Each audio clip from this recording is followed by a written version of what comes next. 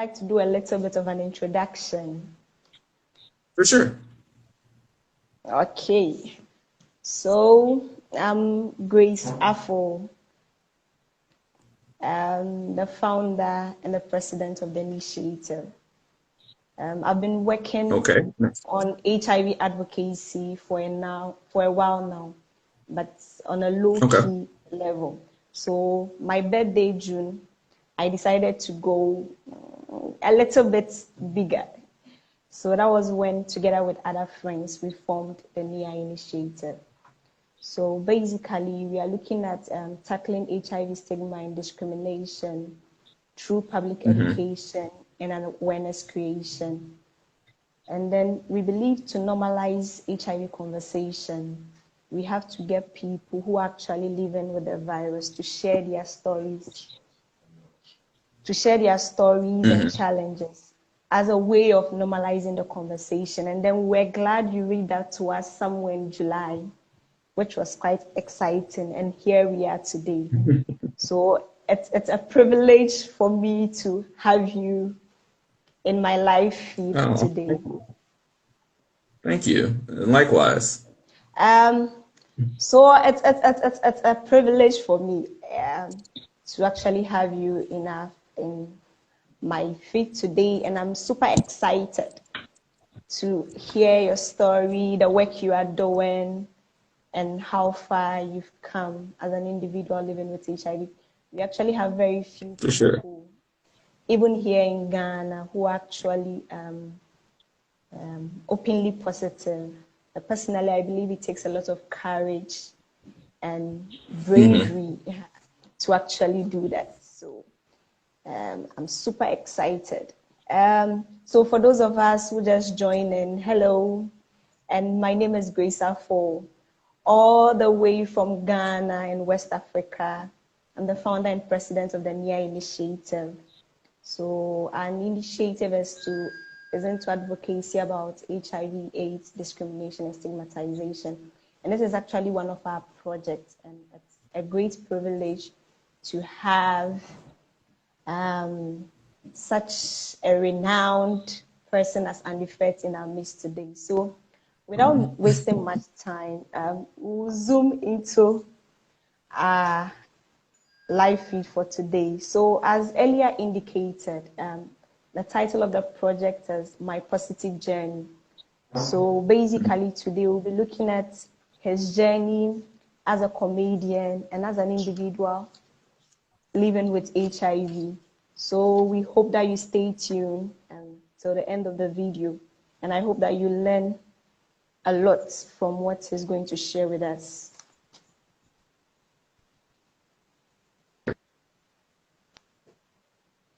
And I thank you for having me on. As I've been trying to reach out to a lot of organizations because, I guess I'm spoiling a little bit of the interview, but I started to keep in a positive movement to kind of teach more about HIV and AIDS. So I've been trying to make sure that it's not just a local thing, like, this is a world thing, HIV and AIDS. Of course. So for those of our viewers who don't actually know who Andy Fett is, I'll really appreciate if you could tell us a little about yourself. Oh, for sure.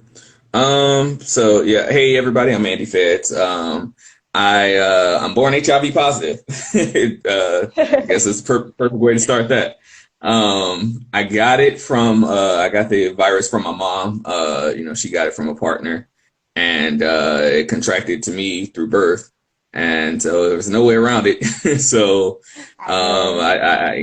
I had to deal with life as HIV positive. It was a lot different than other students or other classmates in school. So grew up and started to do comedy, and then it was just something tugging at me that was like, you need to start talking about your HIV more. And I'm a person that believes in like a higher power, so I say it was God telling me this. I see. So I'm like, all right, God, why do you need me to talk about this? Me out of all people? So I I started, doing more material on like my HIV status, and it just kind of branched out from there. Wow, that's interesting. You mentioned that you were into comedy. I'm curious, of all the aspects of the arts industry, why comedy? Is there any story to that? Yeah, I was always into like funny things. Like I don't know if Ghana has like Comedy Central, but Okay. I was always into like Comedy Central and like sitcoms like The Fresh Prince, The Cosby Show. Can't really mention that now because Bill Cosby. But I know things that. like that. Yeah, so I once I kind of started watching like stand-up comedy, me and my buddy Larry, we was kind of like, oh, we can get on stage and do that. And I then see. just, And yeah, then it started from there. Wow, that's interesting. yeah. Once I got Well, that first laugh, it just became addictive. wow, that's interesting. Well, I actually find your stage name quite interesting and different. And I Mm-hmm. believe others are curious as I am. Like, how did the name come about?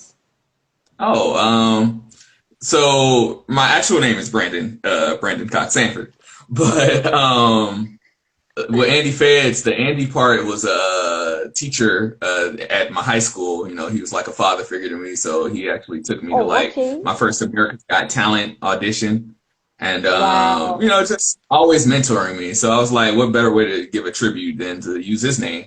And then Feds is because these are just a few, but these are my fedora Wow. collections. That's a So lot. That's a lot. yeah, I'm at 36 right now. So Wow, that's interesting. yeah, Oh, yeah. okay. Okay. You initially mentioned that you were born with HIV. hmm I believe, I want to know at what stage was your status disclosed to you and how was it done? Was it something you found out of curiosity or you were actually told at a certain age? Um, I feel like I was told maybe in kindergarten because that's when my mom started to get real sick. Okay. And so my grandma she didn't really tell me too much, Okay. but she just told me that there was something going on with my blood. And Wow. I guess to kind of save me from like telling too many of my classmates, so they'll Okay. make jokes about it. So she just kind of kept it simple so that I could Simple. just find a way to talk to my classmates Say about about it. something without saying too much. Yeah. Okay. Wow, that's interesting. So at what stage did you actually discover that this was what you were living with, and these are some of the challenges that actually come with it? Uh, I guess same thing around kindergarten. Okay. That's when my grandma kind of let me stay with my cousins overnight, and then Okay. they were about the same age as me. And so I used to have to make my medicine or stuff, and they Okay. used to be like, "Well, why does Brandon take medicine?" And I was I just know like, that. Okay. "Yeah." Oh, okay. That's very good. When I started this whole initiative, okay, I've gotten a lot of questions around does living with HIV limit one's physical ability, mental ability, ability to interact with people in terms of academic? Mhm, Like, I want to know, does it provide, aside from the stigma and discrimination, which you actually know can actually affect the mental health, but does living with the mhm, virus in itself act mhm. or pose any limitation in terms of your academic or physical build-up? Um, as far as like physical, I Yes. don't remember much of a time that it like really affected me. Okay. My after my mom and I got sick like really, really sick at like 2 to the point Okay. where they thought I was gonna pass away from it. But like after I kind of recovered from that, Wow. my doctors were pretty good. Like so they always made sure that my grandma knew how to take care of me and make sure my medicine was always on point. So Okay. after that, it just never really affected me physically. As far as mental goes, at times it used to, but like, I mean, because I used to, as I said, I used to be around kids that never had to take medicine or, go to slumber parties with classmates and same thing. Okay. They would be like, why does he have medicine? And so I had to always kind of figure out a way to explain it. Oh, and I believe that would have at some point would have been a bit tiring and frustrating, right? Mm-hmm. Yeah, Yeah, a little bit. a little bit. Okay, a little bit. Yeah. Okay. I mean, it didn't bother me. No, to me, I just felt like a regular kid. So, Wow. I do the same things. If they playing hide and seek, I made sure I found the best hide and seek spots. Wow, that's interesting, and that's good to know. Okay, so at what point did you decide that okay, I'm tired of being in hiding in quotes. I want to come out public. I want to share my story with people. When did you make that decision, and what influenced your decision to actually come out to live openly with HIV? Oh, so that one comes with a crazy story. So my wife and I'm, I, we I'm met very at, much interested in the story. oh, for sure, for sure. My wife and I, we met at Columbia in Chicago, and Okay. she had a class that was an HIV/AIDS class. So she wanted to kind of learn, about her then boyfriend at the time, and she all of a sudden came to me one day and she's like, "Hey, I want you to, would you be okay with talking in front of my class about, your HIV status?" And this was before Keeping It Positive movement started, before all Okay. these shirts started, Okay. everything. So I was like, "Oh, why do you want me To do to?" that, I know, right? Yeah, yeah. So it was even before like I started writing jokes about HIV, so or Okay. living with HIV, I should say. So Okay. like I was sitting in class or in the hallway as the class was going on, and I was writing down jokes real fast and trying to see what would work in like 5 minutes.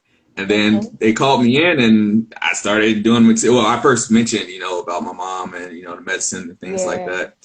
And then I started doing material, and then once, like I said, once that I got that first laugh, it became addictive, and I was like, "All Wow. right, maybe I got something here." Maybe you do got something really. Yeah, Okay, yeah. that's an interesting story. One thing I Mhm. know for a fact is that when it comes to HIV stigmatization and discrimination, it's not limited to the individual living with the virus, but then sometimes it Mhm. goes to affect their loved ones and friends.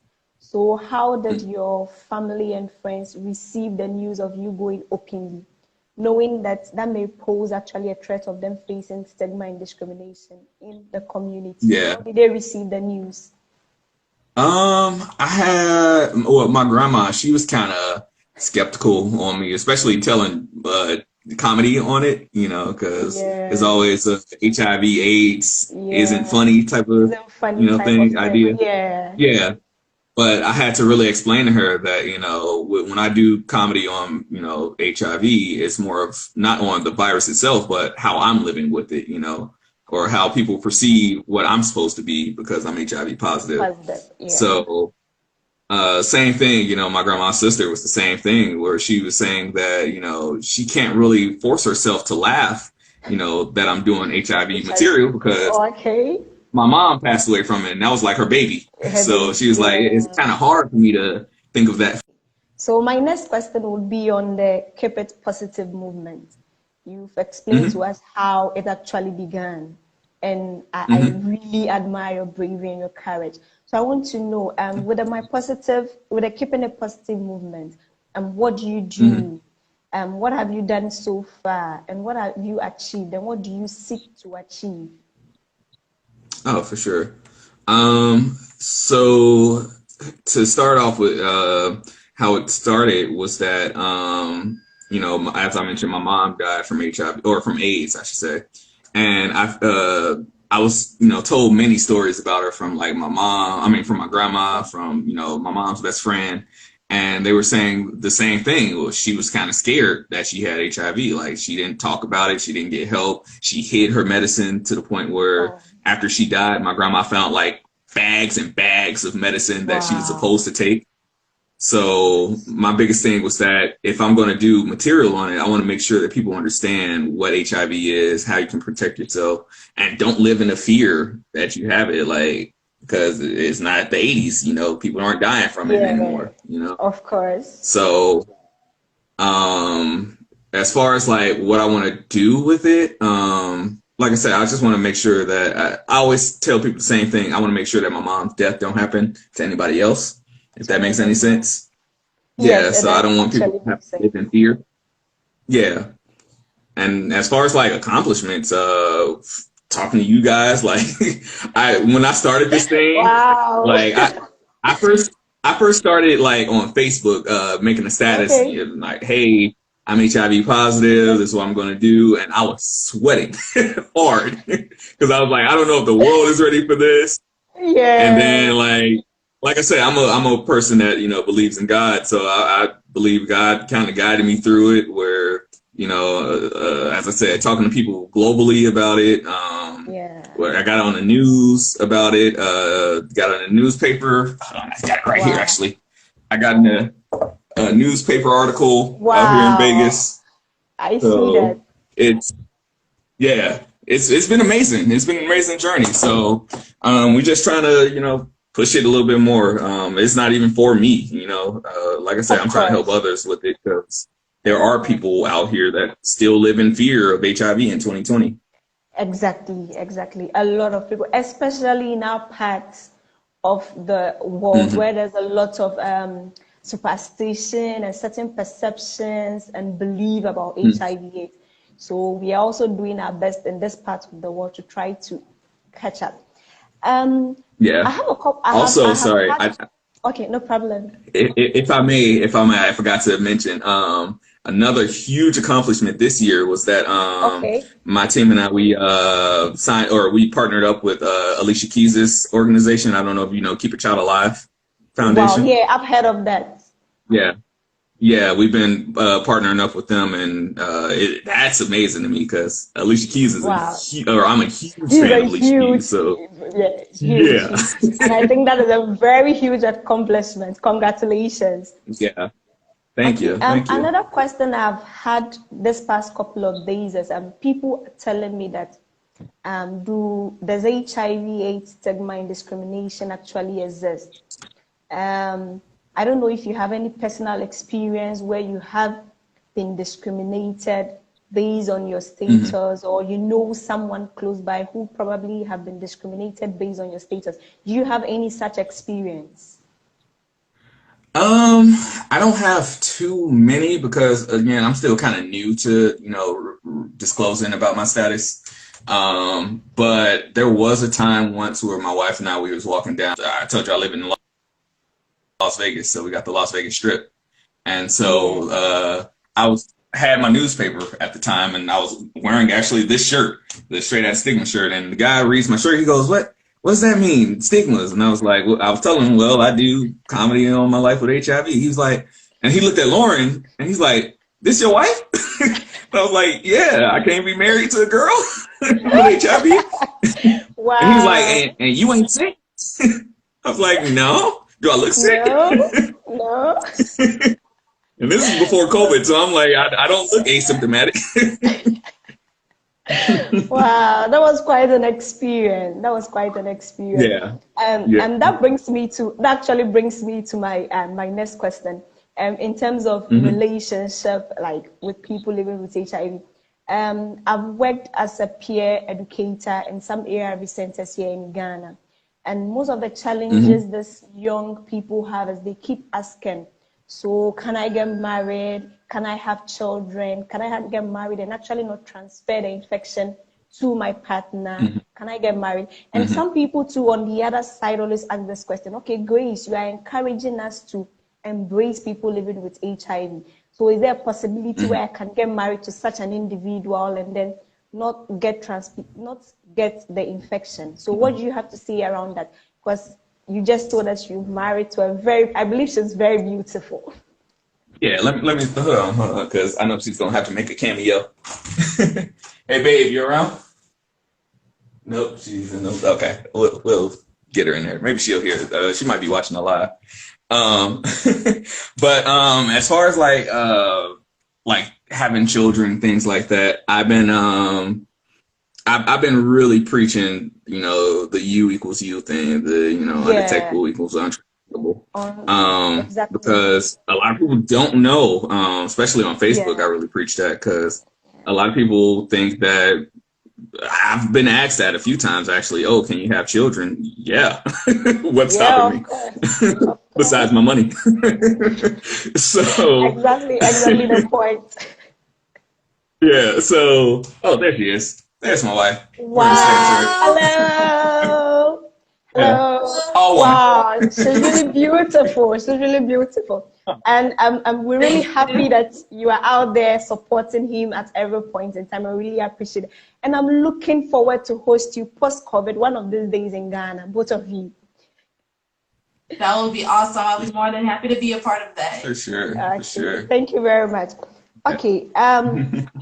We've already spoken regarding relationships. And before we move forward, I have a lot of people who come to me and like, okay, I know this person is HIV positive, but then they've been living with self-stigma. But what I realize is that most of the times, these individuals are mostly facing self-stigmatization due to the perception that they have that, okay, when someone finds out this is going to happen to me, that is going to happen to me. Now, what advice do you have to anyone out there who is living with HIV and feels that the diagnosis is the end of his or her life, or the diagnosis would kind of prevent him or her from accomplishing his or his dream? So what word of advice do you have for such an individual out there? Oh yeah. Well, I always tell people that it's 2020. It's not Yes, 1988 or anything like that.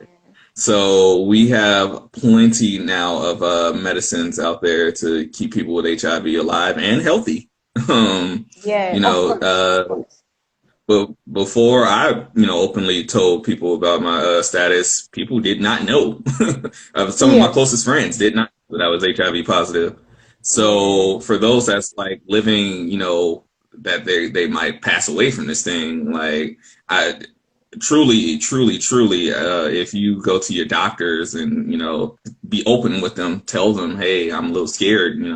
They'll give you some support groups. I've joined a few support groups, people that live in the same exact thing, and also make sure you take your medicine, make sure you stay protected. There are means of, surviving this thing. Okay. The next question is, what word of advice do you have for family, friends, and people living with HIV? Because somewhere around 2017, there was an issue where a young guy had to visit the clinic on his own at the age of 10 because his auntie refused to accompany him with the excuse that she was scared that someone would see her at the clinic and assume that she's also living positive. So she left the 10-year-old to visit the clinic by himself. And then they had to assign nurses to send him back home just to be sure that he's safe. So what message do you have for family, friends, loved ones, or people living with HIV? They're normal people. Literally, it's just they just have a disease, but they're normal people with the disease. That's all. And this disease is not as strong as it used to be. So, as I mentioned, as long as those with HIV or AIDS or any STD or STI take their medicines frequently, all the time, there's nothing really to fear. It's going to be contained. So as I said, just be open with your doctor, let them know how often you're taking your medicine, make sure you take your medicine every day, and you'll be fine. Okay, you'll be fine. The answer is you'll be fine. The moment you gotta take keep your it medicine, you keep it positive, you'll be fine. Okay, Yep. recently, during the International AIDS Society, the AIDS 2020 virtual, there was a news that a Brazilian patient has actually gone on remission, and scientists were actually positive about the outcome of that, should I say, experiment or of that research. What is your take? Do you think that we are nearing the end of HIV, where we would actually have a cure in maybe the next 10 to 15 years? What's your take on that?